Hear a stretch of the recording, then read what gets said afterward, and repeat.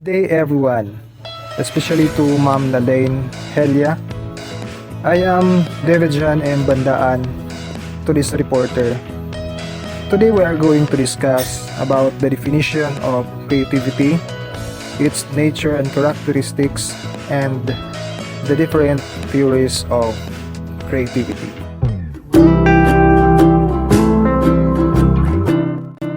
The Almighty God, the creator of the universe, is the supreme mind who possesses the finest creative abilities. He has created all of us and all that is revealed in nature. We are elevated to be called His creation. Therefore, every one of us is ought to possess creative abilities. Every one of us is a unique creation. Some of us are endowed with high creative talents and contribute to the advancement in the fields of art, literature, business, teaching, and other spheres of human activities. The likes of Mahatma Gandhi, Abraham Lincoln, Homi Bhabha, Isaac Newton, William Shakespeare, and Leonardo da Vinci were some of the creative individuals who left their mark in their chosen fields. Though they were undoubtedly gifted with creative abilities, the role of the environment in terms of education, training, and opportunities in their development cannot be ignored. Good education, proper care, provision of opportunities for creative expression, inspire, stimulate, and sharpen the creative minds. And it is in this sphere that parents, society, and teachers make a significant contribution, help the children in nourishing and utilizing their creative abilities to the utmost. The educational process, therefore, should be aimed at developing creative abilities among children. This can be achieved by acquainting the teachers and parents with the real meaning of the creative process and the ways and means of developing and nurturing creativity. Now, let us define the term creativity.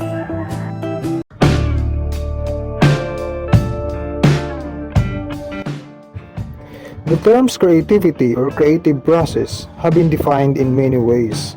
Some of these definitions are as follows.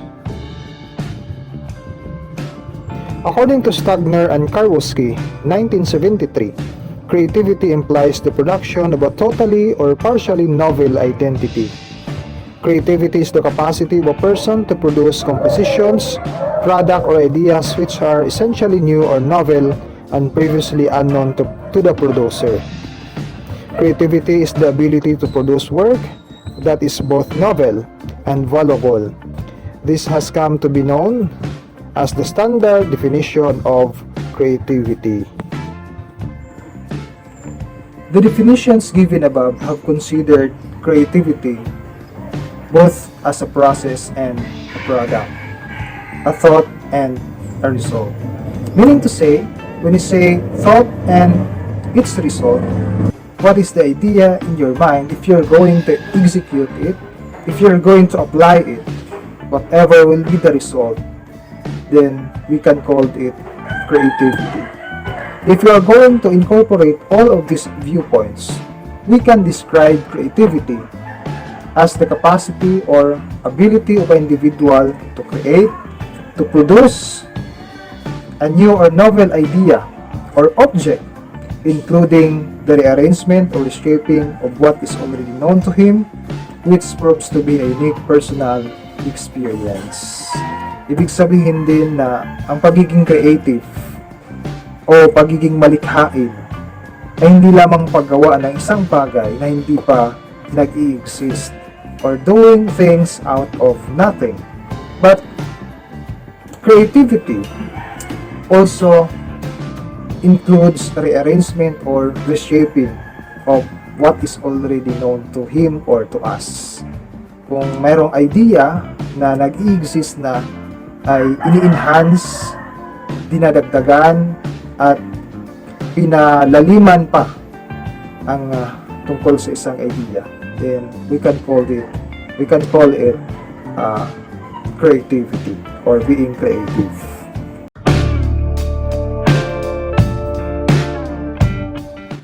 Creativity is universal. Creativity is not confined to any individual, groups, caste, color, or creed. It is universal and it is not bound by the barriers of age, location, or culture. Every one of us possesses and is capable of demonstrating creativity to some degree. So it is very clear when you say creativity is universal, ibig sabihin lahat ng tao pwede, regardless of age, regardless of location or culture. Every one of us can be creative in our own way or can be creative to some degree. Creativity is innate as well as acquired. Although many research findings and incidents favor the suggestion that creativity is a God-given gift and natural endowment, the influence of cultural background, experiences, education, and training in the nurturing of creativity cannot be ruled out. Therefore, one's creativity may be correctly said to be a function of natural endowment as well as its nurturing.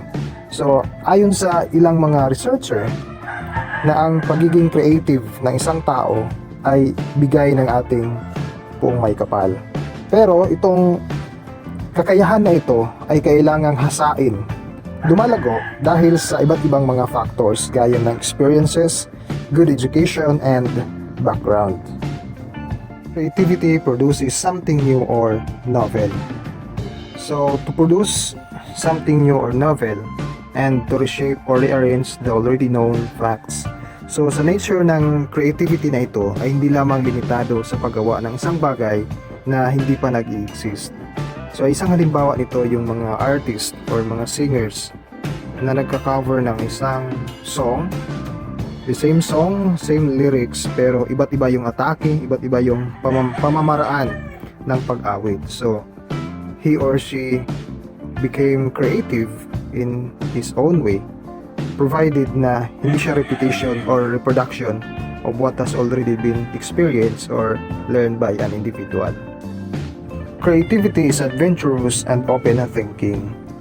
Creativity is a departure from the stereotype, rigid and closed thinking. So, this nature of creativity, ito yung sinasabi nila na thinking outside the box. Kailangan lawakan ang pag-iisip, kailangan maghanap ng bago para maging creative. Creativity is a means as well as end in itself. Creativity as an urge inspires, persuades the individual to create something unique, source of joy and satisfaction to the creator. The creator expresses himself as fully possible through his creation. So minsan yung ibang mga artist, nakikita mo kung ano ang mood niya, kung ano ang kanyang feelings based on his masterpiece, based on the product or the piece na nagawa niya. Creativity carries ego involvement. One's individuality and identity are totally merged in one's creation. The creator takes pride in his creation and hence makes ego involved. Statements like, "I have solved this problem. It is my idea." So this is very natural for the creator. Kasi naman, it's his own identity. Pangalan niya ang nakasalalay doon sa kanyang creation. So talagang ipagmamayabang niya ito at sabihin niya na this is my work. And the people will know na sa kanya ito, this is his work, this is his creation. Creativity has a wide scope. Creative expression is not restricted by any limits or boundaries. It covers all fields and activities of human life.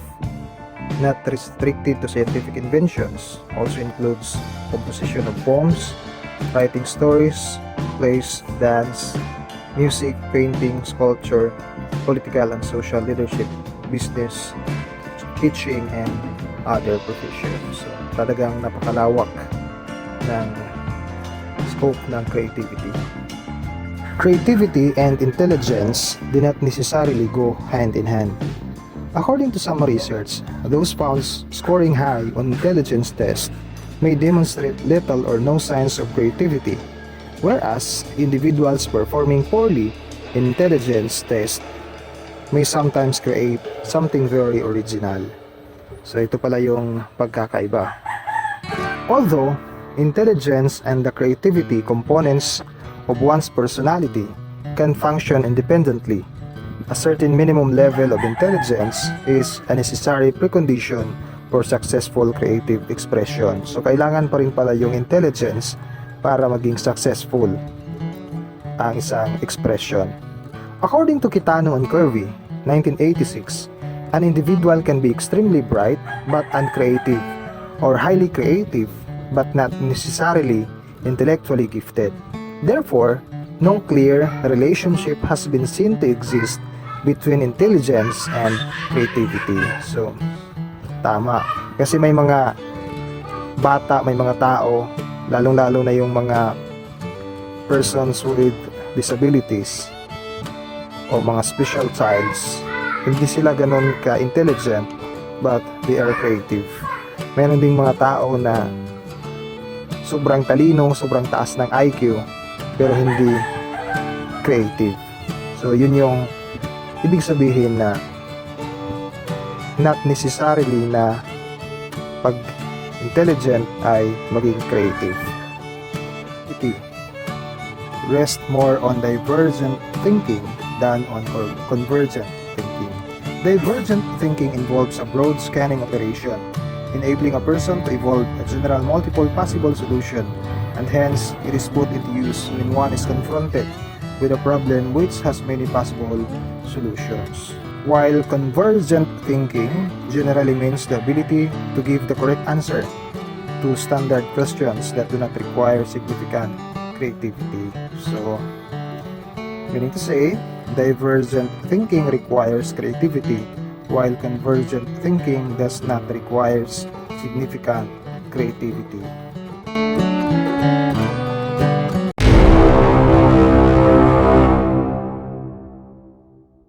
A number of theories have been put forward to explain the nature of creativity, how it operates, why some of us show greater creative tendencies and others less.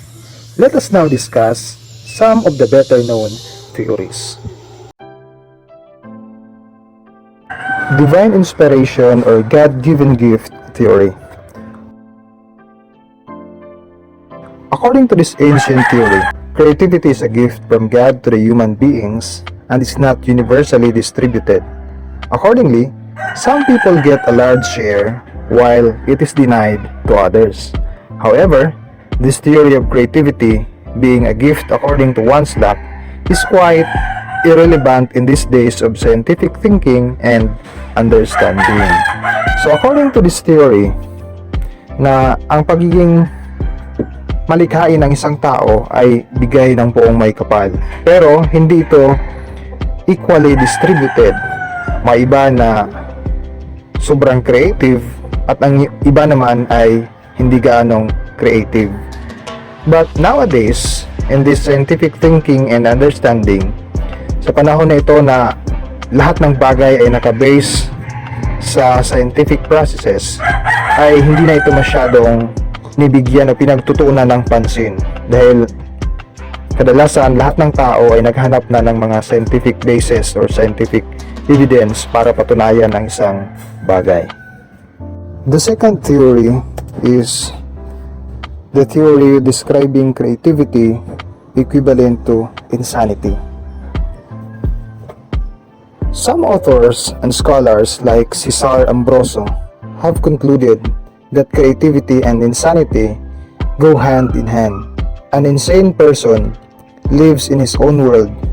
His thinking, feelings, and actions are concentrated and centered around his own interests and intentions. The states of mind of highly creative person are somewhat similar, and their behavior may be considered quite abnormal and even insane.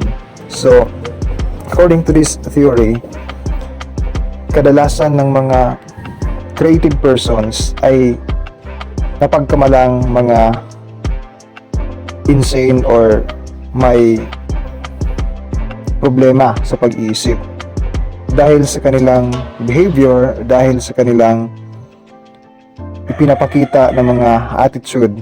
However, these findings are not based on objective and empirical studies.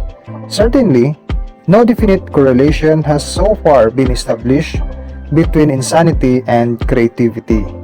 The creative individual may seem to be far from normal because of his constant absorption in his creative pursuits, but does not mean he is mentally abnormal or that his creative strivings cannot be taken as signs of madness. So, yun naman pala. Hindi ibig sabihin na ang isang tao ay naghahanap ng sagot ng bawat katanungan ay siya ay insane or mentally abnormal. Ito ay pagpapakita lamang ng kanyang pursuit para makagawa ng isang bagay. Theory describing creativity as native or inborn. According to another viewpoint, creativity is regarded as something native, an innate or inborn trait, a special mental power or unique cognitive ability that cannot be acquired by learning or training. So, hindi na kailangan ng training, hindi na kailangan ng proper education kasi andun na sa kanyang system. Thus, according to this theory, creatives are born and not made. One may have a special inborn sensitivity to sound, another may have extremely sensitive vocal cords, senses of touch, sight, or smell to enable him to be highly talented or creative in any of these spheres. It is very clear, according to this theory, na ang pagiging creative ay innate or andoon na sa sistema ng isang tao. Siya ay pinanganak na singer, siya ay pinanganak na painter, siya ay pinanganak na taglay na niya ang kanyang talent, ang kanyang pagiging creative. Theory of environmentally acquired creativity. According to this viewpoint, creativity is not only the result of one's heredity, inborn capacity of God's gift. It is acquired and nurtured like other human traits. A positive environment or situation that is open, democratic, and free may be said to contribute positively to the release and development of creative potential. On the other hand, a closed society, culture, or situation may act as a strong deterrent to the development of initiative within the individual. So, napakalaking bagay pala ang environment or what type of environment para ma-develop ang pagiging creative. So, it depends on what type of environment. Either it is open or closed society. Pag sinabi nating open society, yung walang prejudice, walang discrimination, yung walang mga restrictions na maging dahilan para hindi ma-develop ang iyong pagiging creative. After all, is the environment favorable or detrimental, which is responsible for making one creative or non-creative. Taylor's level theory of creativity. According to the level theory enunciated by I.A. Taylor, 1975, creativity may be described as existing at 5 levels in an ascending hierarchy. A person is said to be creative to the extent that is able to reach these levels. The 5 levels are the following: expressive creativity, This stands for spontaneous expression without reference to originality and quality of the product. So example of this is the painting of children and adults who have not been trained in the arts. Productive creativity. At this level, a person is able to produce something innovative. The artist learns skills and techniques, developing a proficiency that allows creative person in myriad of ways. Inventive creativity. This level is marked by the presence of ingenuity with a clear emphasis on novel use of old things. It is also includes exploring different ways of using familiar tools and mediums. Innovative creativity. At this level, one is able to develop new ideas or principles with the help of highly developed abstract conceptualizing skills. In this level, also, the artist becomes more original. Imaginative creativity. This fifth and highest level of creativity is rarely achieved. The most abstract ideational principles or assumptions underlying a body of art or science are made use of at this level of creation. This fifth level of creativity is characterized as genius. Hemisphere Theory of Creativity. According to this theory, creative acts are said to be the result of interaction between the two hemispheres of the individual's brain. According to Kitano and Kirby, 1986, demonstrated that creative individuals are usually right hemisphere dominant, while logical, rational thinkers are left hemispheres dominant. Psychoanalytical Theory of Creativity.